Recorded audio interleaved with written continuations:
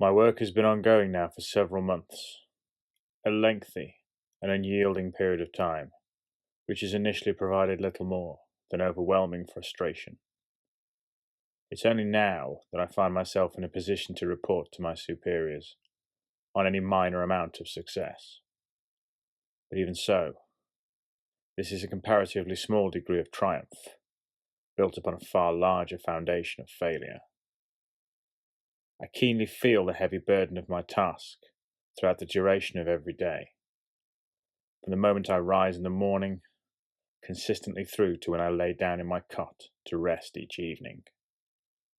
And I see the same look etched upon the faces of my men as they go about their duties, even though they only possess the slightest notion of what it is they are involved in.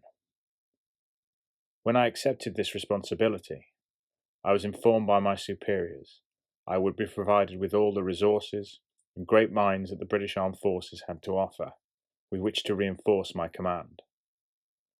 It pains me to report that such promises not only remain unfulfilled, but are in fact a far cry from the reality of the predicament which I am currently labouring to correct. A few inexperienced companies of the RAF regiment and several untested design of armoured car are the sole resource which I have been granted for our defence.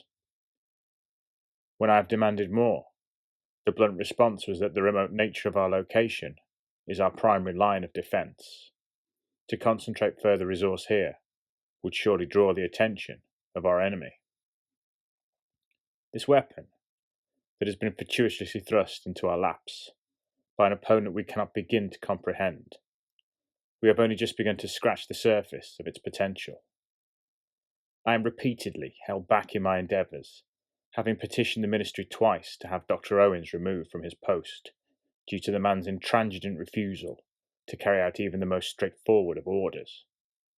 He is short-sighted, he is narrow-minded, utterly blinded by his misplaced concern for the pilot of this machine. The good doctor would be better served to turn his thoughts to the lives of the brave boys he could save merely by working to unlock this weapon's true potential. But instead, he continues to restrict my work, groundlessly stating he believes the greatest threat to us is not the Germans, but those who created this wondrous machine. The doctor's stubbornness, though, pales into insignificance when compared to the pilot himself. A poor excuse of a man, lacking the heart or courage to do what is required for success. The victories he has achieved have not been a result of his own efforts. No, they're through mine, and mine alone, aided by the few brave and loyal souls that have assisted me in conditioning him to act as we require him to do. On his last mission, he allowed one of the fighters that were escorting the bomber formation to escape, a move that could easily have betrayed the existence of the HENGIS device. Every attempt I have made to separate him from the suit has failed, this technology continuing to prove a more tenacious opponent than the individual who wears it. This situation cannot and will not continue, though. If my superiors will not allow me to take the next step in terminating the test subject, I will act without their authority. I am confident the ends to such an act would more than justify the means, replacing our uncooperative operator with one who is far more talented and far more willing. I remain astounded at the hurdles placed before me by those who profess to be so eager for this project to be a success, particularly in relation to my request for live test subjects for the weapon to be tested upon. The prisoners sent here from Britain's jails were murderers, rapists, men of such low moral standing they had shown no remorse, not the slightest shred of decency for their crimes. Frankly, we are doing the people of this great nation a service by removing this layer of filth from our prisons on a permanent basis. The speed and the savagery of their deaths mean any suffering would have been brief in nature, far preferable to a slow and wasting death in a prison cell. But we are moving forward now, the rate of achievement for the project becoming progressively more steady, more sustainable as we do so.